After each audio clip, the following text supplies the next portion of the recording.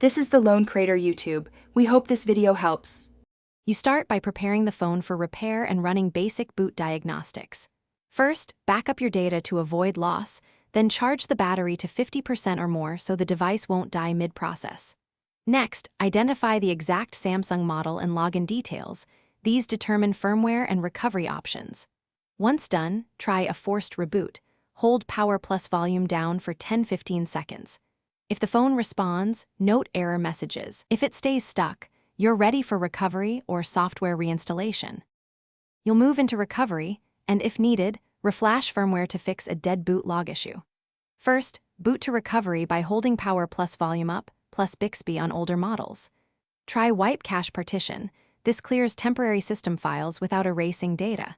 If that doesn't work, boot to download mode and use Odin on a PC to flash stock firmware. Select the matching AP/BL/CP files and the correct PIT if required. Make sure USB drivers are installed and the firmware exactly matches your model. You finish by restoring functionality and addressing residual issues. After a successful flash, reboot, and if the system is unstable, perform a factory reset. This is the last resort because it erases data. Restore your backup and check for system updates to ensure stability. If the phone still logs boot failures or shows random shutdowns, suspect hardware, battery or motherboard faults require professional diagnostics. One troubleshooting tip: if Odin fails with a checksum or partition error, re-download firmware and use a different.